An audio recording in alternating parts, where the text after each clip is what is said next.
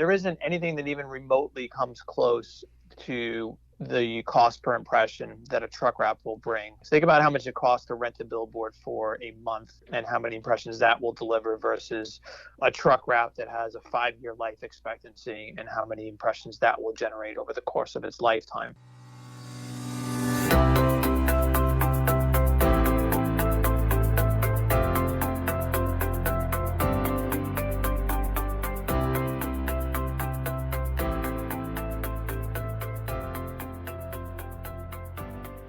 I've got Dan Antonelli on the line with me from KickCharge. He has just written a fantastic new book. I've got it in my hands. It's beautiful. It might be the most beautiful book I've ever had my hands on. It's got this beautiful matte finish on the front, color pages all the way through. Branded, not blanded. Now, if you know who Dan is, which most of you should, because most of you who listen are in the home service space, and he has done so much work for companies like yours. If you haven't made the switch to a new brand, you've got to listen to this, and I'm sure you're going to want to contact Dan after you hear this podcast. Dan, welcome to the program. Thanks, Jim. It is so great to have you here. I've heard you for a while talk about people who really don't have the right brand, and they may think that they do. And the title of your book is perfect, and I've seen you speak about this, branded, not blanded. You talk about the white van syndrome. Talk a little bit about the problem that many service providers have but don't know it. I think the biggest problem that most have is that so many home service companies deliver a great service. They just don't look like they do. So if you were to judge them by their appearance, you're not thinking that you're going to get a 5-star experience if you hire them. Of course, many of them, after they ring the doorbell and they're inside the home and they're providing a service, they do a great job. And the customer is left with that great feeling. But good branding is really designed to control how that consumer feels before that interaction even takes place. Because if it's not done well with the branding, you may not even get the opportunity to ring the doorbell in the first place. So the book definitely talks a lot about consumer psychology behind brands, talks about marketing to women, which is one of the most important demographics that you need to be marketing a home service business to. It talks about how to make them feel at ease and have them make them believe something positive about the experience that they might get should they choose to hire you.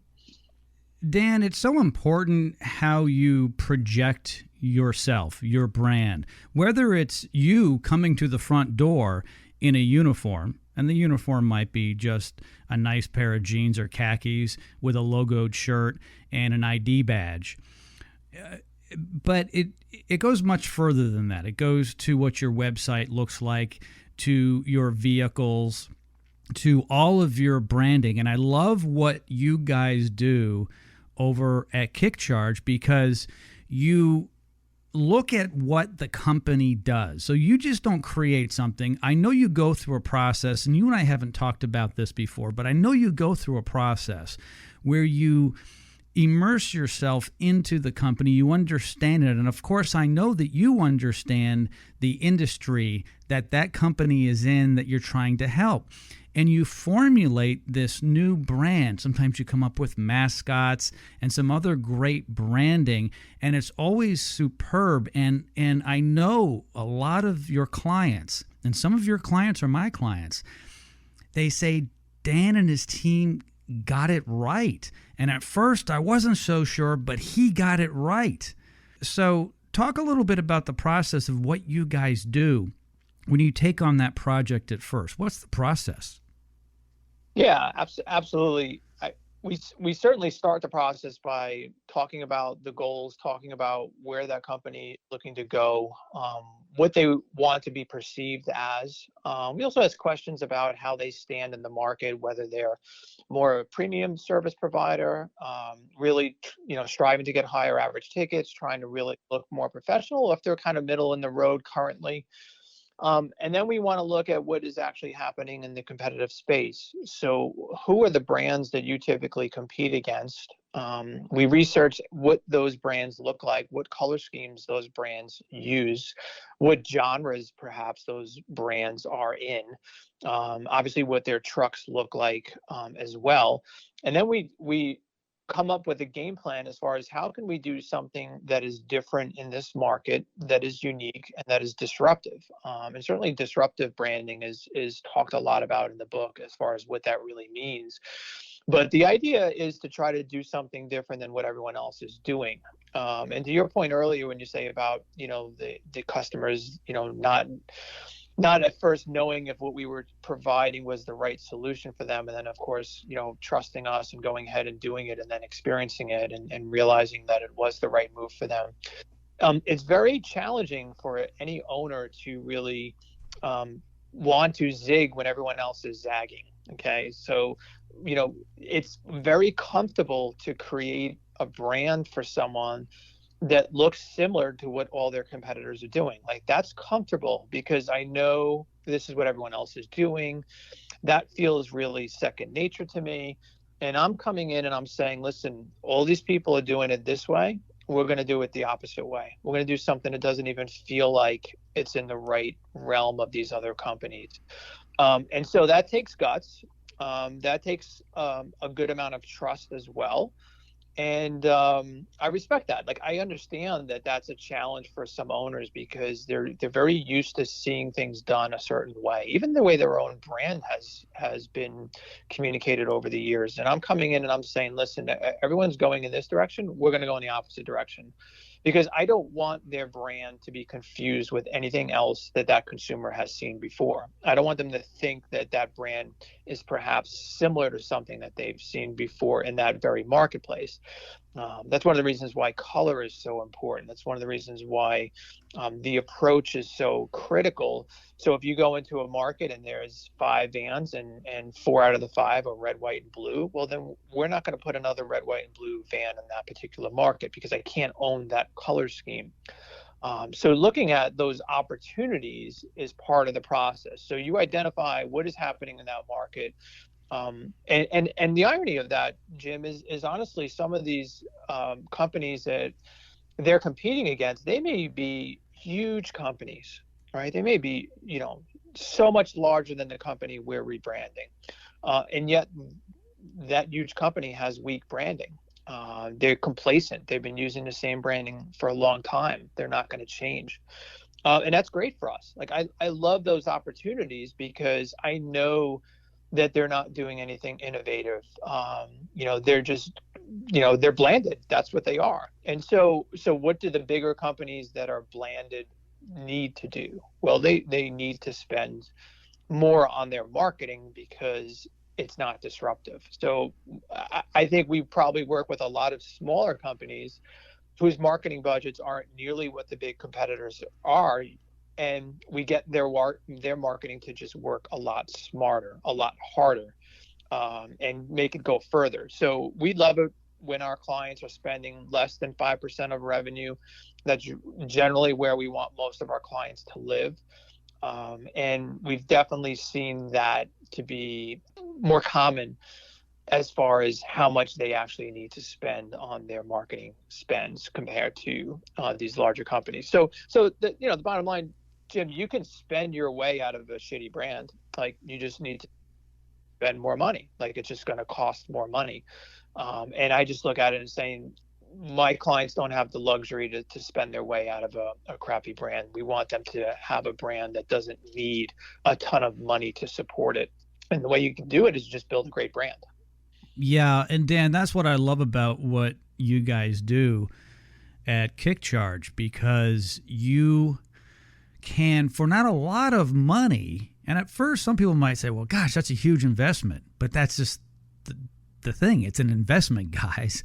And this is your new identity. Yes, it's a facelift. And when you walk out the door, you're going to look different. People may not recognize you, but you're going to be better looking. And you're going to be different. And I tell people all the time when I speak, Dan, I'm like, why are you doing in marketing, advertising, and promotion what everyone else is doing? Why if that guy is a billboard, you have to have one. If that guy's doing radio, if that guy's doing TV, why are you doing what everyone else is doing? Okay, you need to be the plumber and the electrician and the roofer. That's fine, and you need to stick to those standards. But as far as presenting yourself to the community, you've got to do it differently. I mean, I just love what you guys do. When I first started seeing what you've been doing for not just home service companies, but I'm in the home service space, so I can identify with that. I'm like, wow, always a great new image, a great new brand that's unique. And I can see why some of the business owners get a little anxious, but they almost always say, like about 100% of the time, I'm glad we made the change, and we see such increases in our business. Can you talk a little bit about what the average increase can be, or what you've seen before in revenue when a company goes through a change like this? Well, a couple points on what you just spoke about, Jim. So first off, if the owner approaches the rebrand with the mindset that what they're getting is just a logo, and I'm going to put that in, air quotation marks, just a logo, then they're really missing the point of what the brand can do for them. And it's not just something that's going to help with average tickets. It's not something that's going to help them close more sales or make their marketing work even harder. It also has so much to do with culture.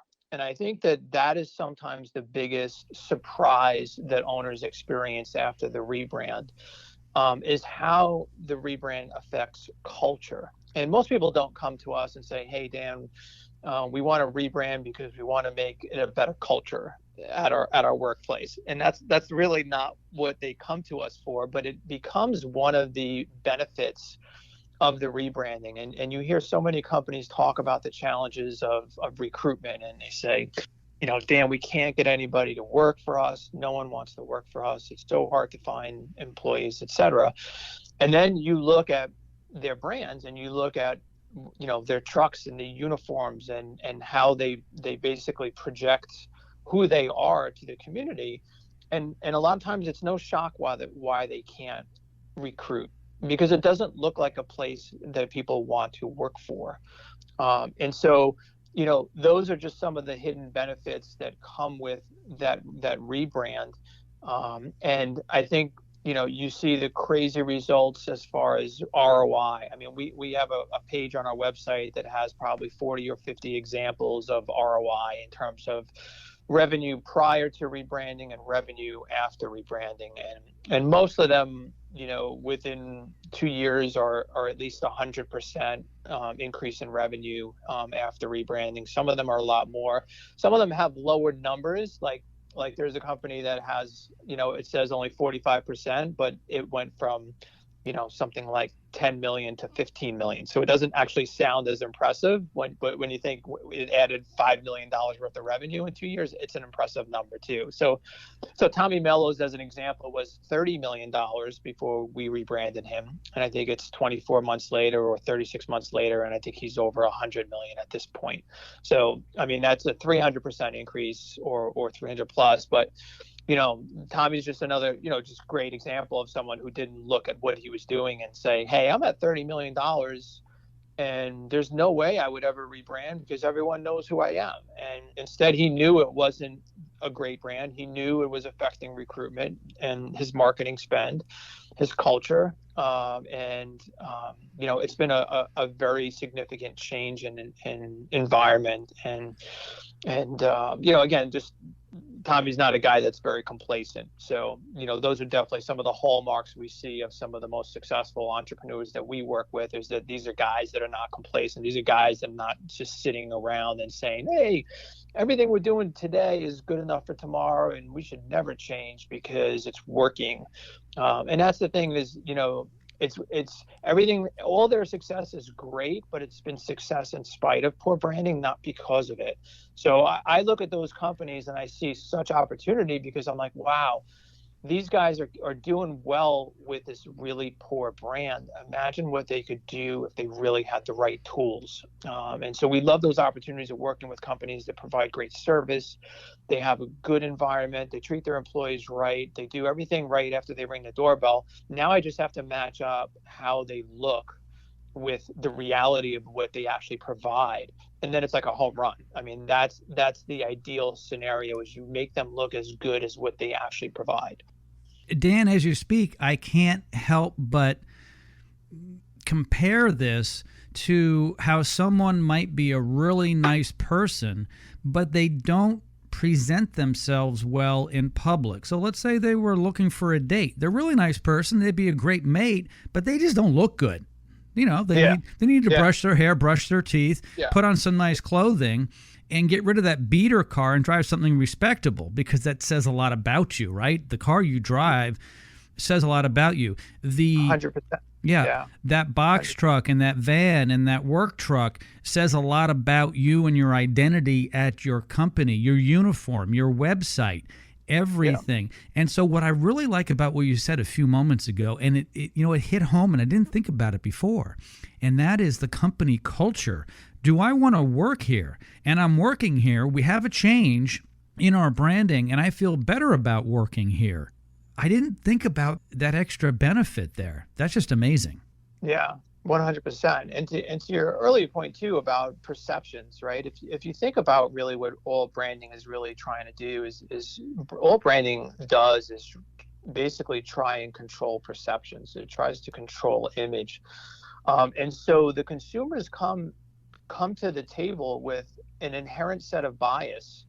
It's bias against contractors. And the bias stems from just reputation within the industry. You know, they've heard stories of people that got screwed. They've heard stories of people who had contractors that didn't do the right thing. And so they approach every relationship almost standoffish. You know, they're worried about who's coming to their home. They're concerned about, you know, an honest company, making sure that they deliver what they promise they're going to do. And so what we're trying to do, again, is just have them believe something about you before you have the opportunity to ring that doorbell. And that's really the most important thing. I mean, one of the biggest chapters in the book is about consumer psychology and how that affects home service branding. And those are things that guys don't really spend a lot of time thinking about. Even if you think about mascot design and you think about some of these really, really awful mascots that companies use to represent their image, and some of them are so masculine in nature. You know, they have a big muscled guy and he's carrying a wrench, and those things do not play well with Mrs. Jones. Mrs. Jones is already scared about who's coming to her home. Why do we want to have an image that also is threatening to her, right? And guys don't think about stuff like that. You know, a lot of owners they don't stop and think about what is the actual message that this brand sends to a woman, right? And so those are things that we want to fix. Those are things that we want to address. We want to make sure that we are controlling that conversation as best as we can. And if I can control the conversation, then I can have Mrs. Jones feel really comfortable that you're coming to her home. I can have her believe that the service that you're going to provide is going to measure up to the prices that you're asking as well. And that's the other disparity that you see is companies are trying to increase average tickets. They're trying to get paid more for their work, and they can't because they don't look like they deserve to be paid more. I mean, you show up with a white van and a magnetic sign, and you tell me how hard it's going to be for you to try to get a higher average ticket for your work. Right? I mean, it's obviously basic, but the problem is most guys don't even realize that if they have a wrapped truck, that it's not even delivering that brand promise that we want. And so they still run into these obstacles as far as trying to increase average tickets and get paid more for their work. I can't agree with you more. So I know so many contractors that are like, hey, I just got this brand new Ford F-350 and it's all jacked up. And of course, you know, we're in Texas here, so there's trucks everywhere, and the higher up off the ground, the better. And they might, you know, put a simple wrap on it or maybe just their logo here and there. And they think the truck itself is the impression. Well, it's an impression, all right. It's an impression that you're a little guy in a big truck versus taking a basic van, which may not cost much, and putting the right clothes on it, or the right wrap, the right imagery. So it's not the wrap, it's not the decal, it's what it says, it's how it's created, and what it projects. Don't you agree? 100%. Yeah. I mean, you see a lot of those race trucks, in certain industries, especially, and it's super macho, and it'd be super cool for your car show on Saturday. It's just not real super cool on Mrs. Jones's driveway. It's not what she wants to see. Yeah, she wants to see a friendly vehicle that portrays something that is calm, that is upscale, that looks like, hey, I want to pay the dollar they're going to quote me because of how, they look. I tell people all the time, if you get on an airliner, okay, let's say you fly United Airlines and you get on and the captain greets you in cargo shorts, sandals, and a T-shirt that has a stain on it, how good do you feel about that flight? Right. Exactly. Or how about the plane itself? Maybe, maybe it's a 20-year-old plane, which is fine. There's a lot of 20-year-old planes out there. That's not even old for a plane, but they haven't painted it recently, and it's got scratches on the outside. How good do you feel about that brand? You don't. United is a premier brand in the airline industry, and they charge for it, but they have great staff. As I said, Dan, that pilot could probably fly with no clothes on at all just fine, but we want to see them in their uniform, don't we? Yes. Well, yeah. You laugh. And then the passengers get on and dress however they want, but that's okay because, we're okay with that. They're not flying the plane. The same thing goes when we hire a home service professional. We really don't want to hire the contractor. We want to hire the home service professional. We want that individual to be driving up in a nice vehicle. It better not leak oil. By the way, guys, park in the street. Don't park in the driveway unless you've been invited.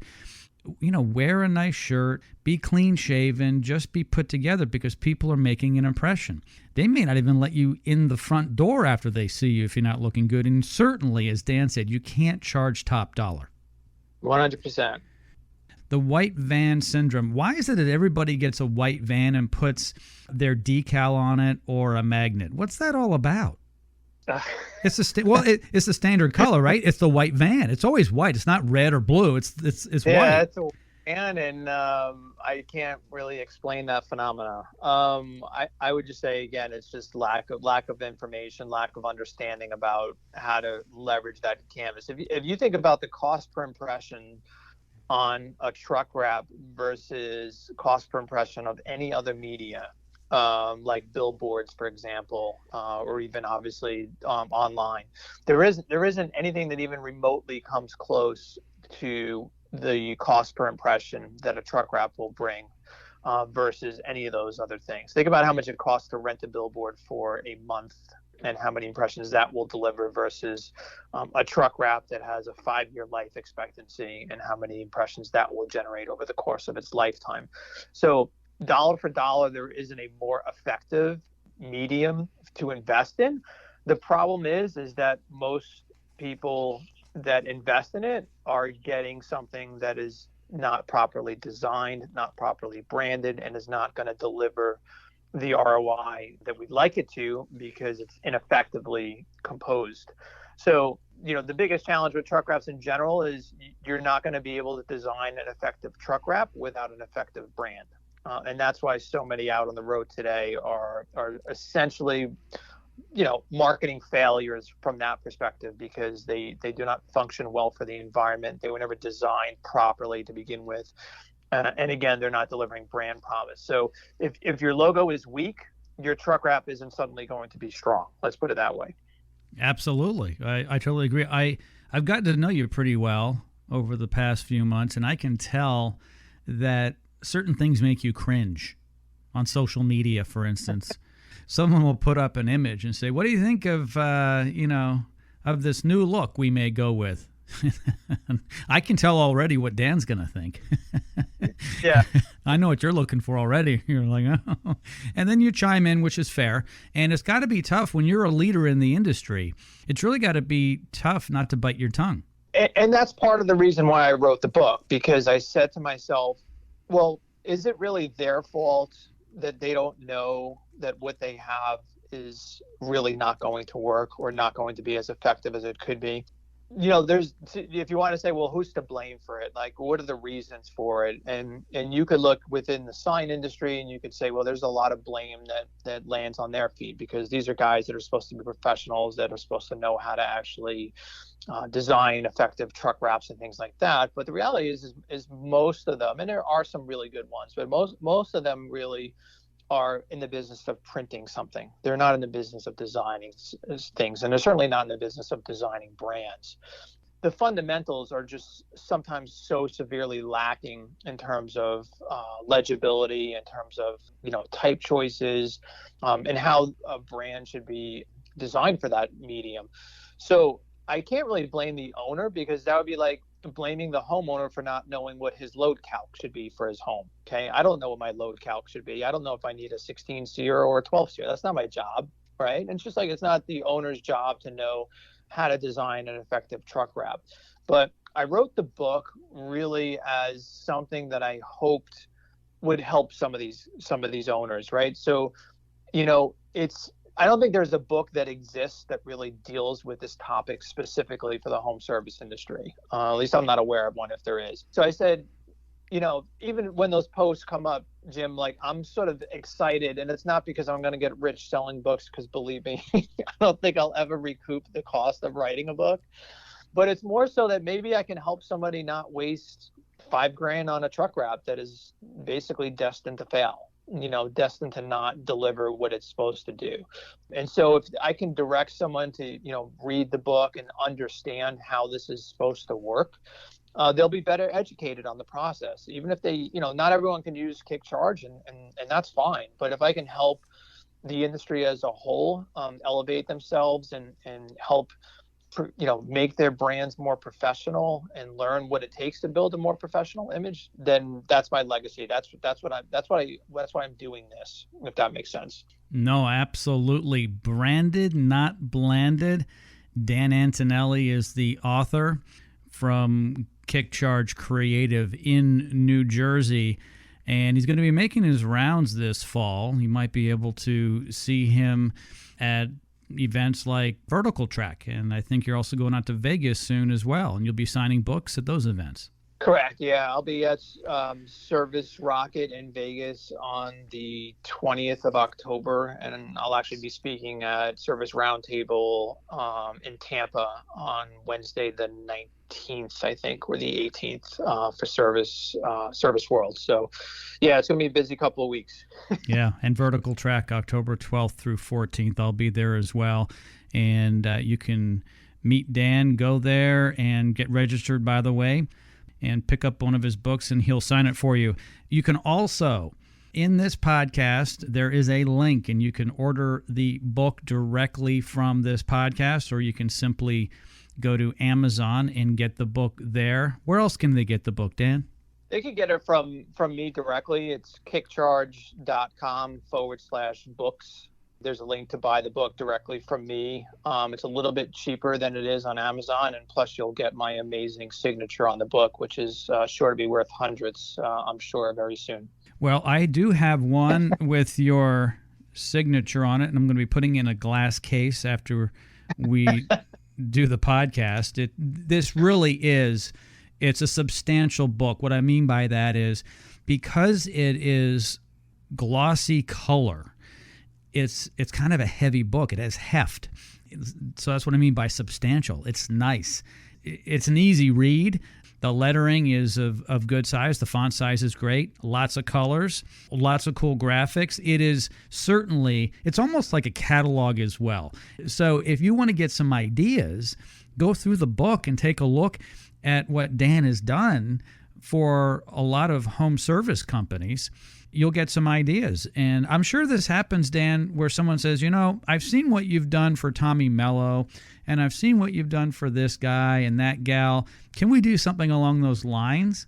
that helps you a little bit to get an idea of what they would like. Is that ultimately advice you take from them?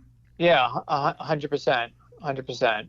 Absolutely. Well, Dan, thank you so much for joining me, and I'll see you out in Phoenix at Vertical Track. Awesome. Can't wait, Jim.